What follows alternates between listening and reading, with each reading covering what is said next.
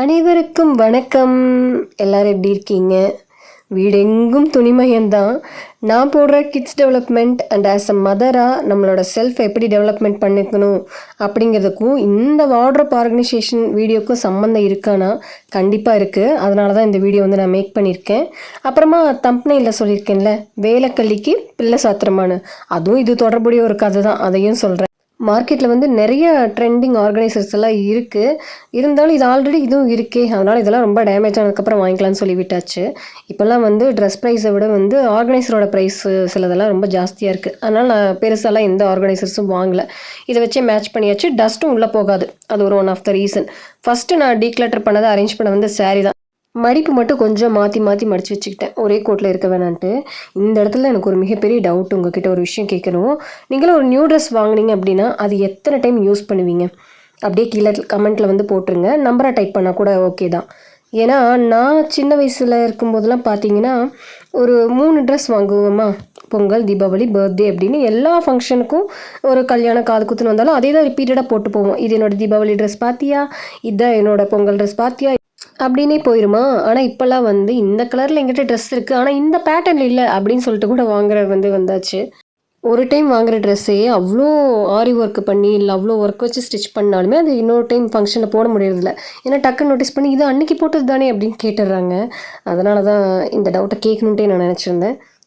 இதை அக்ரி பண்ணுறவங்களா அக்ரின்னு போடுங்க, டிஸ்அக்ரி பண்ணுறவங்க டிஸ்அக்ரின்னு சொல்லி கமெண்ட்டில் பண்ணுங்கள்.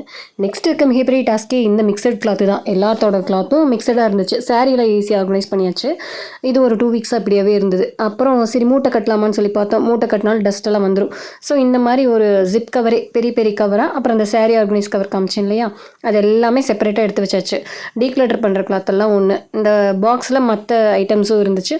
கீழே இருக்க பாக்ஸ்லேயும் வந்து பார்த்திங்கன்னா வேண்டாத கிளாத்ஸு அந்த மாதிரி செப்பரேட்டாக பண்ணிட்டேன். எடுத்து அடுக்கிறப்பவே அது கரெக்டாக ஆர்கனைஸ்டாக அடுக்கலினாலும் பரவாயில்ல.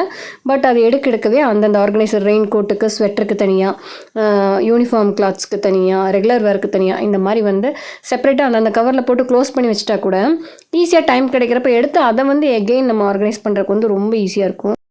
இந்த வீடியோ வந்து நாங்கள் ஹவுஸ் ரெனோவேட் பண்ணப்போ தனியாக வார்ட்ரோப் வந்து மேக் பண்ணியிருந்தோம். அதுக்கு பீரோலேருந்து கொண்டு வந்து அரேஞ்ச் பண்ணப்போ எடுத்த வீடியோ தான் இது. ஒன்ஸ் நீங்கள் இந்த மாதிரி ஷிஃப்ட் பண்ணுற ஐடியாவில் இருந்தீங்க அப்படின்னா, ஒவ்வொரு ரேக்கு இல்லைன்னா பீரோ 1 or 2 இருந்துச்சு அப்படின்னா ஃபஸ்ட்டு ஒவ்வொன்றா ஃபினிஷ் பண்ணிவிட்டு வந்தால் ரொம்பவே ஈஸியாக இருக்கும்.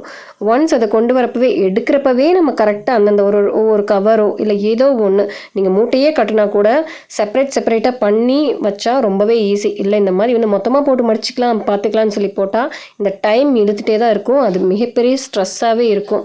அதை மடிக்கணும், அந்த ஒர்க்கை முடிக்கல அப்படின்னு மண்டைக்குள்ள வந்து ஓடிக்கிட்டே இருக்கும்.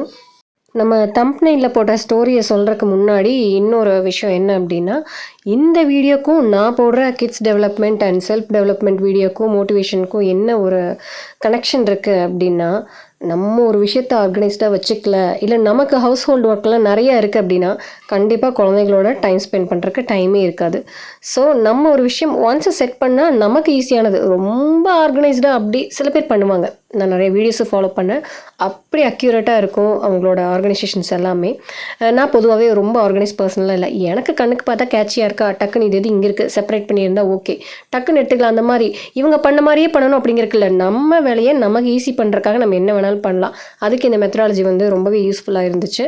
ஸோ தட் இது எல்லாமே ஆர்கனைஸ் பண்ணி ஒரு கிளாரிட்டி வந்ததுக்கப்புறம் தான் வந்து எனக்கு குழந்தைங்களோட வந்து டைம் ஸ்பெண்ட் பண்ணுறதுக்கு நிறையவே நேரம் கிடைச்சதுன்னு சொல்லலாம். அதனால தான் உங்ககிட்ட ஷேர் பண்ணணும்னு சொல்லி தோணுச்சு. அதனால் ஷேர் பண்ணிகிட்ருக்கேன். இந்த வார்ட்ரோப் ஆர்கனைஸ் பண்ணுற வரைக்குமே மைண்டு ஃபுல்லாகவே ஒரு மாதிரி ஸ்ட்ரெஸ்ஸாகவே இருந்தது. அதனால் குழந்தைகளோட வந்து அதிகமாக டைம் ஸ்பெண்ட் பண்ண முடியல. ரொம்ப ஸ்ட்ரெஸ்ஸாகவே இருந்துச்சு. ஒன்ஸ் ஆர்கனைஸ் பண்ணது தான் வந்து கொஞ்சம் கிளாரிட்டியாக இருந்தது. இது வந்து கிட்ஸோட டெய்லி வேர் கிளாத்ஸ். இதுதான் நெக்ஸ்ட்டு பெரிய டாஸ்க்காக இருந்துச்சு எனக்கு. அதுக்கும் இந்த மாதிரி சும்மா ஒரு பிக் ஷாப்பர் மட்டும் 4 எடுத்து வச்சுருந்தேன். ப்ளஸ் வந்து பக்கத்தில் அந்த டீக்ளட்டர் பண்ணுற பெரிய பேக் வந்து எடுத்து வச்சுருந்தேன். இதில் வந்து 4 பேக்கில் இந்த குட்டி 2 பேக் வந்து பாட்டம் வியருக்கு, மீதி அந்த பெரிய 2 பேக் இருந்துச்சு இல்லையா, அது வந்து பார்த்திங்கன்னா டிஷர்ட்டு, ஷர்ட்டு மிக்சடாக. அது வந்து கைக்கு கிடைக்க அப்படியே குட்டியோடதுன்னா அவரோடது ஒரு கவரில், பெரியவரோடது ஒரு கவரில், இந்த மாதிரி வந்து பாட்டம் வந்து அவங்களுக்குன்னு செப்பரேட்டாக வச்சுருக்கேன் இல்லையா, இந்த மாதிரி கிளாத்தில் டக்குன்னு போட்டாச்சு. போடுறப்ப என்னாச்சுன்னா எல்லாமே டக்குன்னு கவர் ஆகிடுச்சா. அப்புறம் டைம் கிடைக்கிறப்போ நம்ம வந்து எடுத்து நீட்டாக ஆர்கனைஸ் பண்ணி வேறு பேஸ்கெட்லேயோ இல்லை டேரெக்டாக வார்ட்ரோப்பில் கூட வச்சுக்கலாம். அடுத்து நம்ம தம்ப்நெயிலில் போட்டிருக்கேன்ல ஒரு பழமொழி, வேலைக்கல்லிக்கு பிள்ளை சாஸ்திரமா இல்லை சாத்திரமான்னு சொல்லுவாங்களான்னு தெரியல. நான் வந்து பேச்சு வழக்கில் இருக்கிறது தான் வந்து போட்டிருந்தேன். அது இதோட என்ன ஒரு கனெக்டிவிட்டி அப்படின்னா, எனக்கு 2 பசங்க. கொஞ்சம் இயர் டிஃப்ரென்ஸ் தான். அடுத்தடுத்து குட்டின உடனே பார்த்தீங்கன்னா, ஃபஸ்ட்டு போஸ்ட்மார்ட்டம் டிப்ரெஷன்லேருந்து வெளிய வரக்குள்ள இன்னொரு baby. So that house hold ஒர்க்லாம் அப்படியே இருக்குமா, பொதுவாகவே சொல்லுவாங்கள்ல, குழந்தை இருக்க வீடெல்லாம் வந்து அவ்வளோ நீட்டாக ஆர்கனைஸ்டாலாம் இருக்காது அப்படிங்கிற மாரி. அப்போல்லாம் யாராவது குட்டீஸ்லாம் பார்க்குறக்கு வீட்டுக்கு வராங்க அப்படின்னு யாராவது கெஸ்ட்டு வந்துட்டாலே எனக்கு படபடன்னு அடிச்சுக்கும். ஐயோ வீடு வேறு இப்படி இருக்கே, துணியெல்லாம் மடிக்காமல் இருக்கே அப்படிங்கிற மாதிரியே ரொம்ப தோணும்.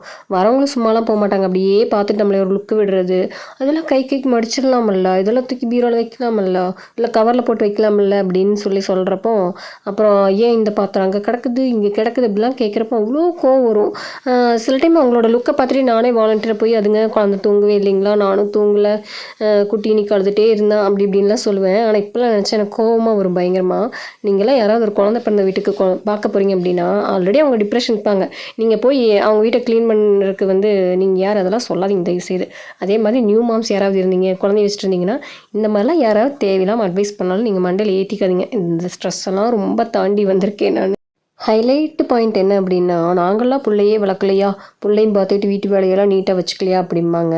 அதான் வந்து உச்சபட்ச எரிச்சல். அதுதான் எல்லாமே கிராஸ் பண்ணி வந்திருப்பாங்க. ஆனால் வந்து அப்படி இருக்கவங்க தான் வந்து நம்மளை ரொம்ப காயப்படுத்தி பார்க்கணும்னு நினைப்பாங்க.